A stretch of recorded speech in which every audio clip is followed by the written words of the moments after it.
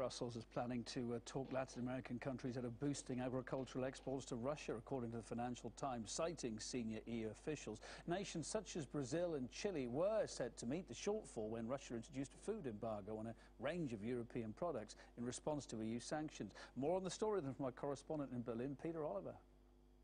Well, following Russia's decision to ban the import of certain foodstuffs and agricultural produce from Europe as well as other countries in retaliation to the sanctions that were imposed, the economic sanctions that were imposed on Russia, we understand that Brussels are going to try and contact some countries in Central and South America in order to dissuade them from selling the blockaded, the banned foodstuffs to Russia at a decent price. Now, what we're particularly looking at is countries like Brazil and Chile. Now, Brazil has already seen this as an opportunity. It has long trading history with Russia.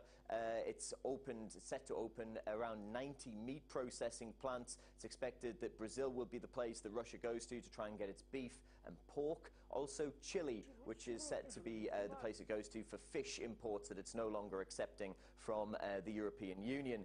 Now, those farmers that are here in Europe, well, they're saying that when Washington and Brussels came up with the sanctions against Russia, they weren't thinking about them and they didn't think about the consequences it could have. When making a decision to impose sanctions on Russia, the EU should have realized that businesses will have problems, that Russia won't let it go and will take responsive measures, for which we are paying right now. We need access to the markets. It would help solve the deadlock situation in which, for example, the fruit sector is in. Elsewhere, Poland is preparing an appeal to the WTO, the World Trade Organization, against the sanctions imposed by Russia. They say that it infringes upon the rights, particularly apples were a huge import to Russia from Poland.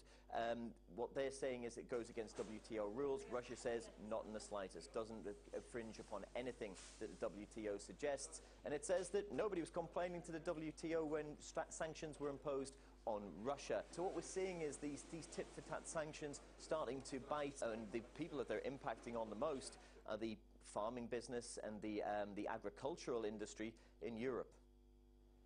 Robert Oels, who's the head of the Bruges Group think tank, believes the Latin American countries won't bend under pressure, though, from Brussels.